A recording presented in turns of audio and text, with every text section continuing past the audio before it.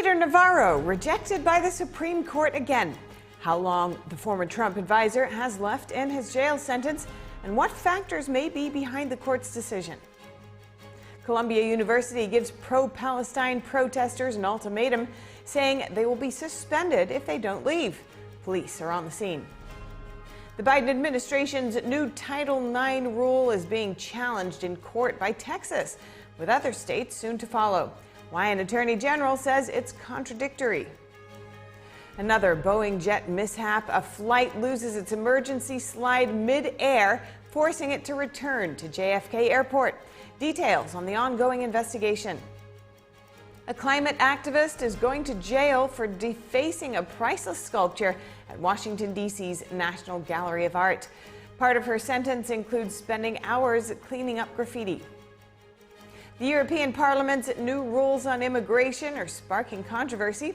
While aiming to subsidize regulations among member states, some experts believe the legislation will encourage migrants to come to Europe.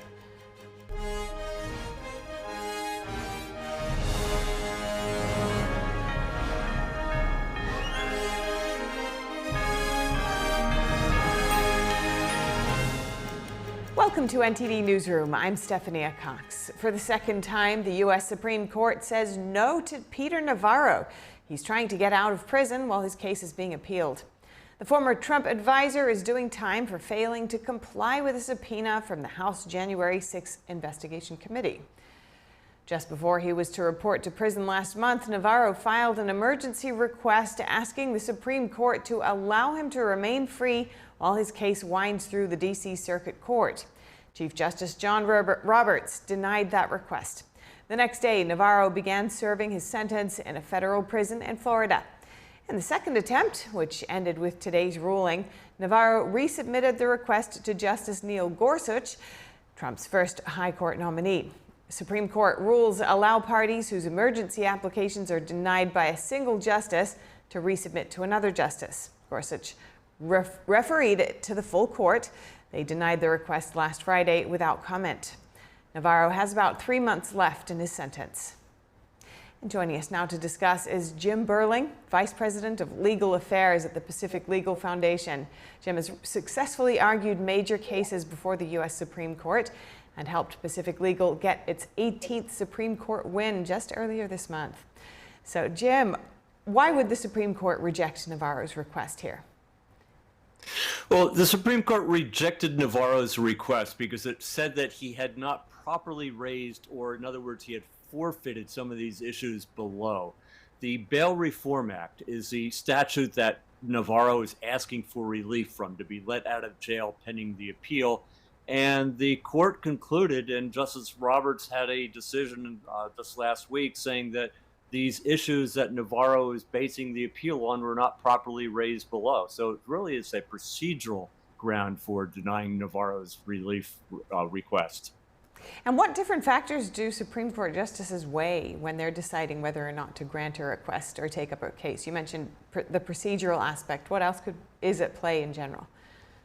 Well, they often look at, in a situation like this, where the court's not being asked to look at the merits of the underlying appeal, that is, whether or not there is executive privilege, but it's looking at whether it's likely that the court will eventually rule in his case in his favor. And it seems that because the court concluded that, the courts below concluded that Navarro had waived these issues, the Supreme Court was very unlikely to take a case with that kind of procedural problem. Now, the court does look at how important the issues are, but they also talk about, is this case a good vehicle for a particular issue? And when there are procedural quirks and problems in a case below, the court often says that's not a good vehicle for taking a case up. Okay, and so the Supreme Court is generally viewed as the final stop, and it's the last chance for action on a case.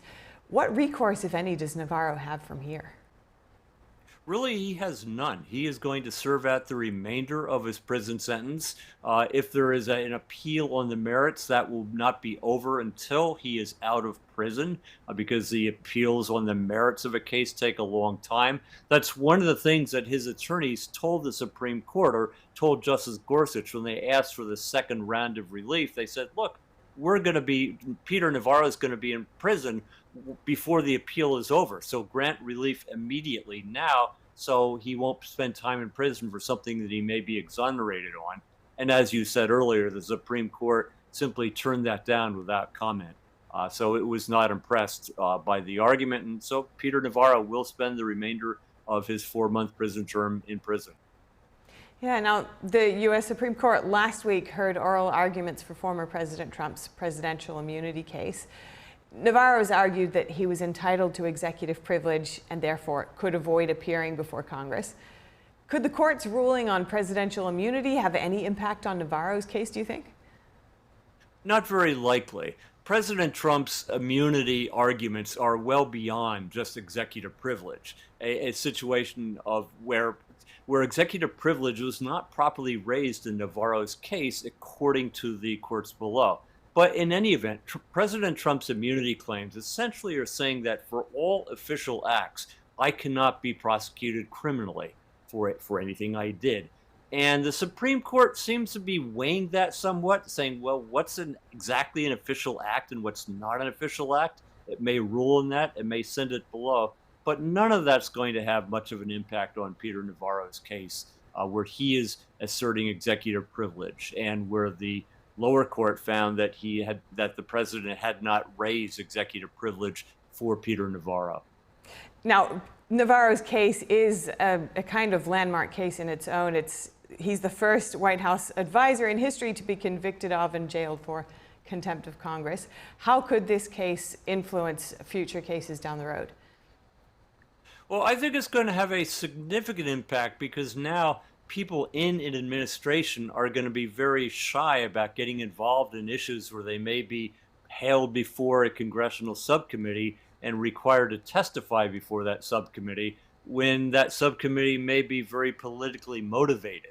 And so I think it's going to put a damper on the ability of aides to presidents, whether that's a Democrat or a Republican president, to act in a manner that may put them before a congressional subcommittee in the future. So I think it's a politicization of what's going on in the executive branch that could have some adverse consequences for either Democrat or Republican administrations down the road. Yeah, so we'll definitely be keeping our eye on this case. Thank you so much, Jim Burling. Good to see you again.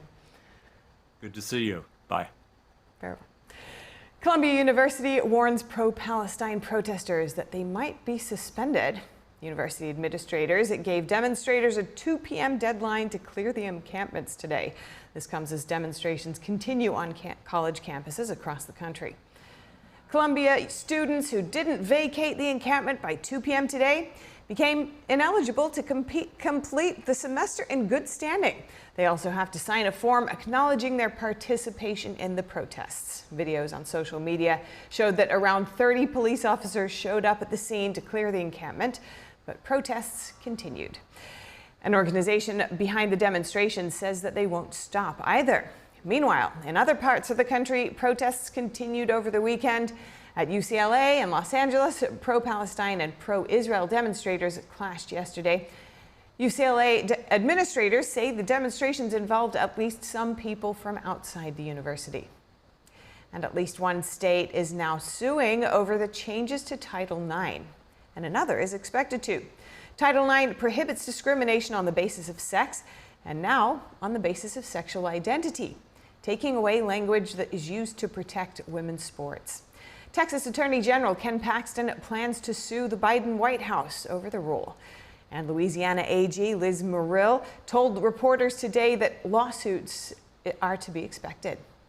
It will lead to litigation. There is a guarantee that it will lead to litigation because you're damned if you do and you're damned if you don't. If you don't protect biological women, then you violate Title IX. If you do protect biological women, you violate Title IX. Florida Governor Ron DeSantis says his state won't comply with the new rule. The rule also reverses Trump administration guidance on how to define and investigate sexual harassment. Critics had claimed it discourages victims from reporting sexual assault and harassment on college campuses. The new rule takes effect this August. Another Boeing jet mishap. The emergency exit slide fell off a Boeing 767 aircraft operated by Delta Airlines. The incident happened after the plane took off from New York en route to Los Angeles on Friday. 183 people were on board that flight. The crew declared an emergency and returned to JFK International Airport. Delta says the Boeing jet has been removed from service and will be thoroughly evaluated. The incident is under investigation also by the Federal Aviation Administration. Delta says it will cooperate. Boeing has been under scrutiny, of course, since January, when the door plug of a commercial Boeing 737 MAX 9 broke off as the plane was ascending. And a climate activist who defaced a priceless artwork is going to jail. New Yorker Joanna Smith received a 60-day prison term and 24 months of supervised release on Friday. Court documents show the incident happened in Washington, D.C.'s National Gallery of Art in April 2023. Smith smeared paint on the glass casing of the famous sculpture Little Dancer Aged 14 by French artist Edgar Degas. It cost $4,000 to fix that. Apart from prison time, Smith must also complete 150 hours of community service. For 10 of those hours, she will clean graffiti. Judge Amy Berman Jackson also barred Smith from entering Washington, D.C. and all monuments and museums for 2 years. The European Parliament greenlights a set of new immigration rules. However, the legislation is sparking controversy. NTD's France correspondent David Vives speaks with a policy analyst who says the new rules for asylum requests will significantly encourage migrants to come to Europe.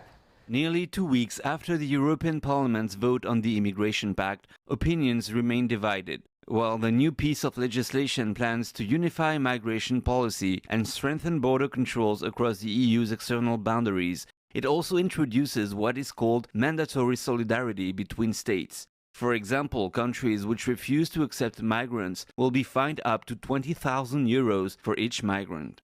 According to author and policy analyst Charles-Henri Gallois, French authorities would have to pay €2 billion per year. He says the pact is all about supporting waves of illegal migrations in Europe by ruling on migrants' distribution into members' blocks. Emmanuel Macron wants to distribute migrants over the national territory, particularly in our countryside, as even the local populations are not at all in agreement. And in fact, it's the same logic at the level of the European Union, i.e., when people arrive in Italy, Greece, Spain, they are being distributed within the countries of the European Union. The pact also rules over asylum requests, making it faster to pass regular asylum procedures. While the legislation plans a reinforcement of asylum procedures and better monitoring of those who request it, the new mechanism will allow more migrants to come into European countries. The commissioners in charge for these policies have said that they want around 4 million immigrants over the next few years. It's not a logic of stopping immigration, of dissolving immigration, but rather a logic of management, of legalizing immigration, which is basically illegal immigration. European countries which refuse to enforce the pact will face legal action, Commissioner Ylva Johansson said. David Vives, NTD News, Paris. Over the weekend, extreme weather in China. A tornado has resulted in at least 5 deaths, and over 100 factories were reportedly damaged.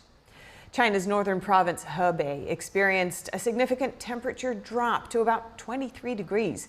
The region was blanketed in heavy snow. That's as a heavy hailstorm lashed another city in the south. Egg-sized hailstones smashed car windows. Moving further south, a deadly tornado has killed at least 5 people and injured 36 more, tearing apart a large warehouse and damaging factories. On top of that, floods have swamped the densely populated Pearl River Delta following record-breaking rains over the past 2 weeks. And this almost feels like a scene out of a movie. A video posted on social media captured the moment when lightning struck a Chinese flag, reducing it to ashes. The video is now making the rounds online and sparking commentary. When we come back, Elon Musk seeks approval, looking for Chinese leaders to allow his driver-assisted automation system to be used in EVs there. And working from home is leaving many employees and bosses forgetting how to behave as they return to the office. NTD's Andrew Thomas speaks with a personal and professional development coach to discuss the biggest issues there. That and more after the break.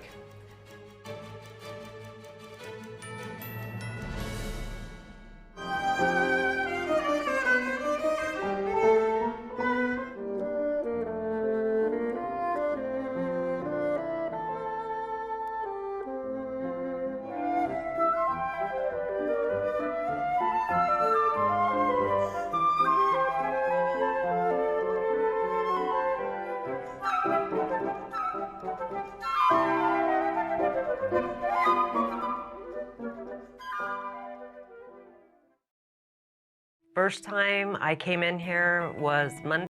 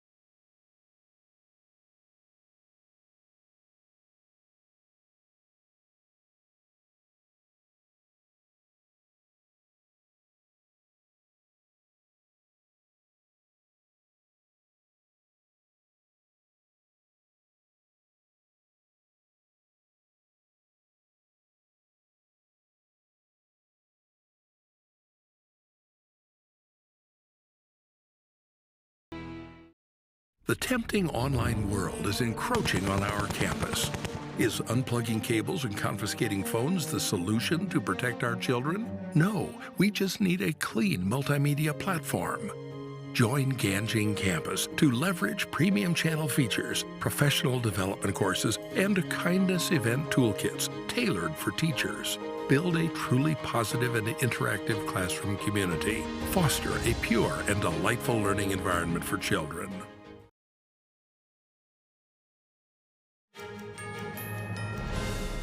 Medical device maker Philips will pay $1.1 billion to settle hundreds of personal injury lawsuits in the U.S.